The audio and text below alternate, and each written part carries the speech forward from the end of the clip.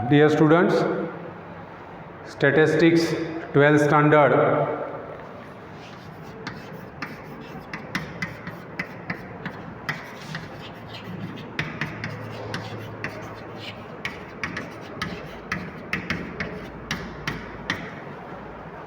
आप लोगों का जो बोर्ड का सिलेबस है वो तो ख़त्म हो गया होगा, आप लोगों ने कर दिया होगा।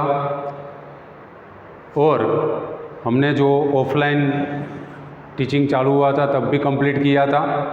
अब आज से हम वो जो 12th बोर्ड की एग्ज़ाम आप लोग देने वाले हो उनके लिए रिवीजन का जो पोर्शन है वो स्टार्ट करते हैं। मीन्स कि आपको जो बोर्ड की एग्ज़ाम देनी है जो अभी पोस्टपोन हुई है, कैंसिल नहीं हुई है, आएगी नेक्स्ट डेट पे जब भी गवर्नमेंट डिक्लेयर करेगी तब। मगर अभी जो आप लोगों को थोड़ा टाइम ज़्यादा मिला है तो वो टाइम का यूज़ करके ऐसी सिचुएशन में आप होम लर्निंग मीन्स घर बैठे थोड़ी ज़्यादा प्रिपरेशन करो। तो उनके लिए हम आज जो रिवीजन है वो सेक्शन ए से स्टार्ट करेंगे।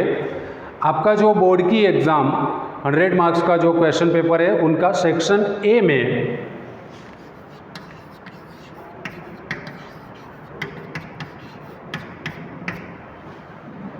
हर बार 10 क्वेश्चंस आता है। Section A means MCQ.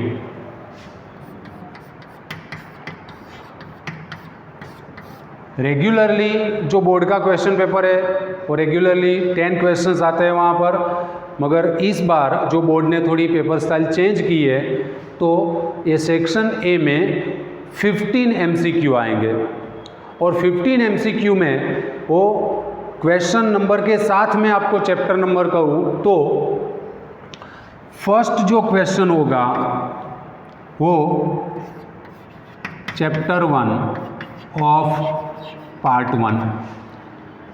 Part 1 का जो फर्स्ट चैप्टर है इंडेक्स नंबर, वो इंडेक्स नंबर में से फर्स्ट एमसीक्यू होगा। सेकंड जो है वो chapter 2 of part 1। Third chapter 3 of part 1। Fourth chapter number 4 of part 1। तो पार्ट 1 के जो 4 चैप्टर्स है index number, linear correlation, linear regression and time series, वो 4 चैप्टर में से सभी चैप्टर में से एक एक एमसीक्यू बोर्ड की एग्ज़ाम में आएगा। फिर क्वेश्चन नंबर 5 देखें and 6 chapter number 1 of part 2। ये जो 5 एंड 6 क्वेश्चन नंबर होंगे वो पार्ट 2 का जो फर्स्ट चैप्टर है प्रोबेबिलिटी, उसमें से 2 एमसीक्यू होंगे। फिर 7, 8 chapter number 2 of part 2।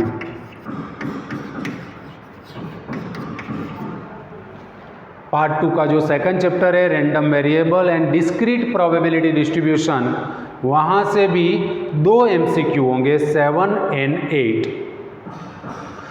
Then after 9, 10, 11 chapter number 3 of part 2।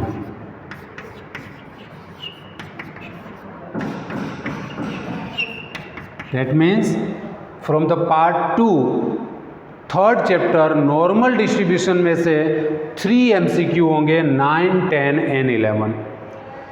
Then 12 and 13 chapter number 4 of part 2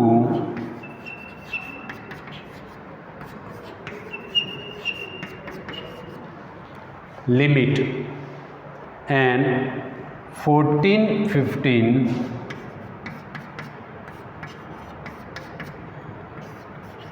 chapter number 5 of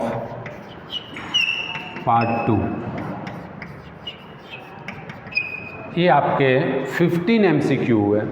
यहाँ पर अगर आप मार्क करेंगे तो पार्ट 1 के जो चैप्टर्स है वो सभी चैप्टर में से एक एक MCQ ही आएगा, मगर सेकंड पार्ट में से जो सेकंड पार्ट का फर्स्ट चैप्टर है प्रोबेबिलिटी, उनमें से 2, सेकंड चैप्टर जो है पार्ट 2 का random variable and discrete probability distribution, वहाँ से 2 MCQ, नॉर्मल डिस्ट्रीब्यूशन जो थर्ड चैप्टर है पार्ट 2 का, वहाँ से 3 MCQ, फोर्थ चैप्टर है लिमिट पार्ट 2 का, वहाँ से 2 MCQ, एंड फिफ्थ चैप्टर जो डिफ्रेंसिएशन है वहाँ से आपको ये 2 MCQ आएंगे।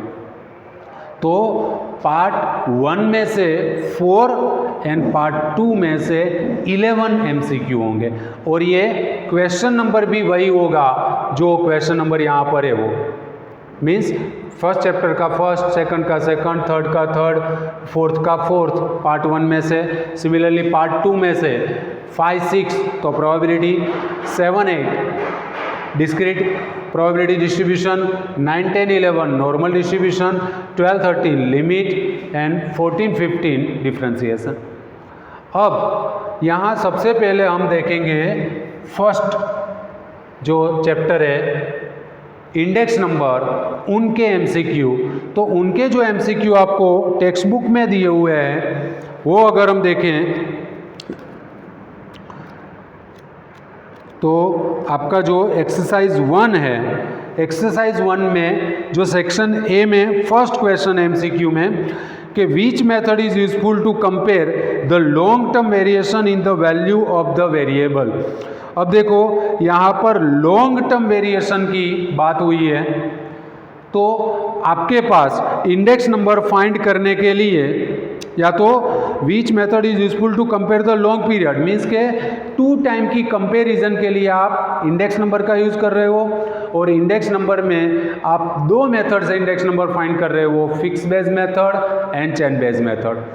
अगर लॉन्ग टर्म बोला है तो फिक्स बेस मेथड आएगी, और शॉर्ट टर्म बोला है तो चेन बेस मेथड आएगी।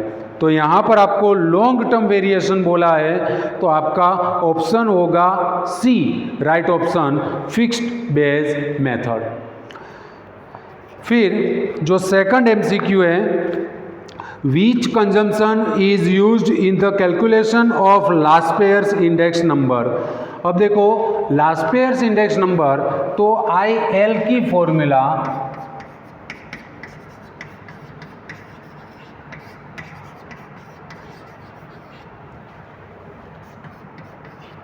Sigma P1 Q0 upon sigma P0 Q0 into 100। अब which consumption is used in calculation, कौन सा कंजम्पशन, तो कंजम्पशन के लिए आपको डिनोमिनेटर देखना है।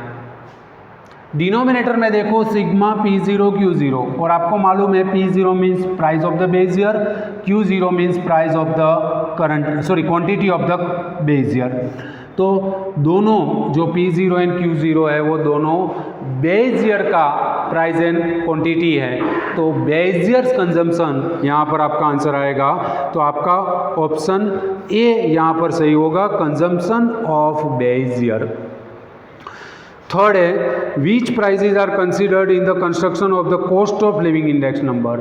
Cost of living index number construct करने के लिए कौन सा प्राइसेस आपको यूज़ करना है, कंसिडर करना है, तो उनका आंसर आएगा रिटेल प्राइस D। जो construction of cost of living index number है वहाँ पर आपको ये फोर्थ जो उनका टॉपिक है availability of prices of item, वहाँ से आपको ये आंसर मिलेगा। फिर fourth, which expenditure of items is assigned as weight in the method of family budget. सबसे पहले फैमिली बजट मेथड की फॉर्मूला, तो index number equal to sigma IW upon sigma W, and what is the meaning of W, तो W means P0 Q0। Okay, तो यहाँ पर expenditure of base year, वो आपका आंसर होगा ऑप्शन सी, क्योंकि W means P0 Q0, denominator में consumption होगा और कंजम्पशन जो है वो P0 एंड Q0 दोनों base years price and base years quantity है, तो आपका आंसर है एक्सपेंडिचर ऑफ बेस ईयर। फिर which average is consider as the best average in construction of the index number, index number का construction के लिए best average कौन सी है, which average is consider as the best, तो geometric mean is the best average of construction of the index number, तो आपका option D जो है वो राइट होगा। फिर sixth, which index number gives idea of the standard of living of the people, अगर आपको standard of living of the people find करना है तो उनके लिए आपको cost of living index number का यूज़ करना है, तो आपका ऑप्शन होगा D, cost of living index number. फिर seventh, the price of an item increase by 4.5 times in the current year as compare to the base year, what will be the price index number. अब देखो price जो है वो increased by 4.5 times,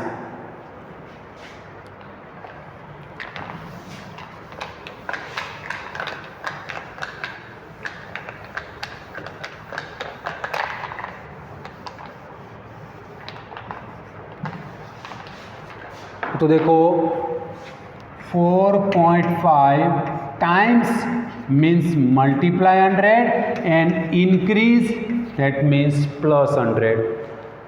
आपको मालूम है increase है तो प्लस 100 में वो वैल्यू ऐड करनी है, डिक्रीज है तो 100 में से वो वैल्यू माइनस करनी है, और टाइम्स है तो मल्टीप्लाई बाय 100 करना है। तो यहाँ पर 4.5 टाइम्स है means multiply by 100 and increase means plus 100, तो 450 प्लस 100 आपका आंसर आएगा 550, तो आपका कौन सा ऑप्शन सही होगा, सी 550। Then 8th, if the purchasing power of money is 0.75 in the year 2016 with respect to the base year 2015, then what will be the price index number for the year 2016? अब purchasing power of money equal to index number of base year upon index number of current year, ये इनकी formula है। तो purchasing power of money आपको दिया हुआ है 0.75, index number of base year is always 100 and index number of current year हमें find करना है।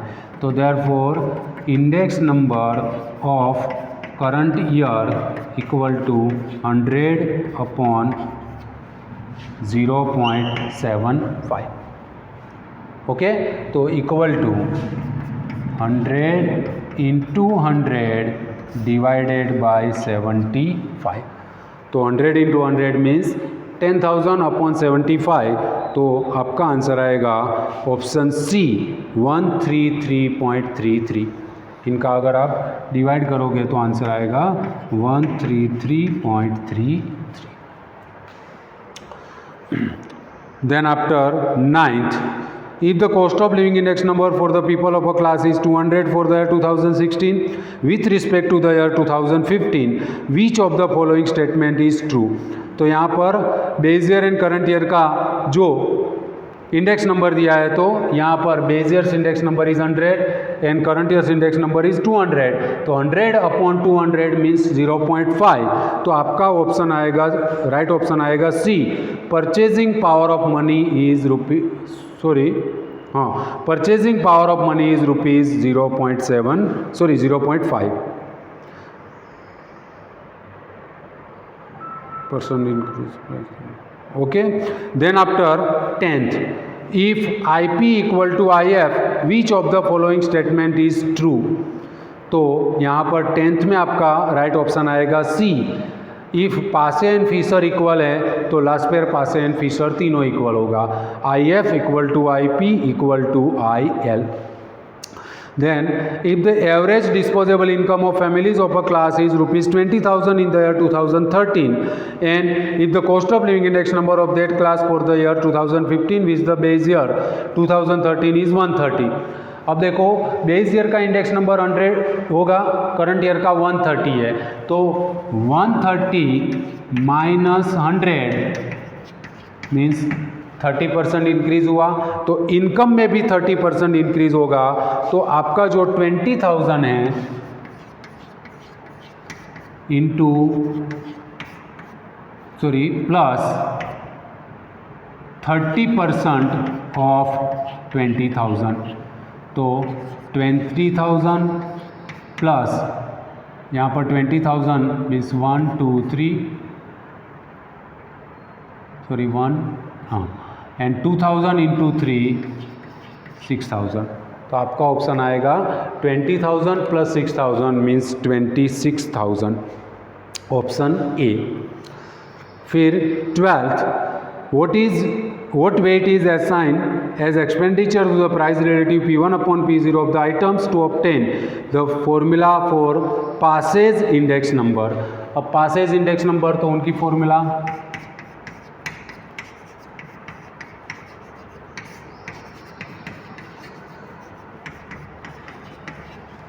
Sigma P1 Q1 upon sigma P0 Q1 into 100, denominator में क्या है P0 Q1, तो आपका ऑप्शन आएगा सी P0 Q1। तो ये फर्स्ट चैप्टर जो है उनके क्वेश्चन उनके जो MCQs है आपका एक्सरसाइज में जो दिया हुआ है सेक्शन ए में एक्सरसाइज 1 में, तो फर्स्ट का ऑप्शन आएगा सी, फिर से मैं बता रहा हूँ। सेकंड का आएगा consumption of base year, that means A. Third का डी। फोर्थ का expenditure of base year means C. Fifth का डी जियोमेट्रिक मीन। सिक्स्थ का D cost of living index number. Seventh का सी 550। एट्थ का C 133.33। Ninth का C purchasing power of money is ₹0.5। Tenth का C IF equal to IP equal to IL। 11th का A 26,000 and 12th का C P0 Q1। तो ये आपके first chapter के MCQ है। अगर इतने MCQ आप कंप्लीट करोगे तो आपका जो फर्स्ट चैप्टर है वो फर्स्ट क्वेश्चन 1 मार्क का MCQ वो कंप्लीट हो जाएगा। अब जो सेकंड चैप्टर के वो हम नेक्स्ट टाइम देखेंगे। Thank you.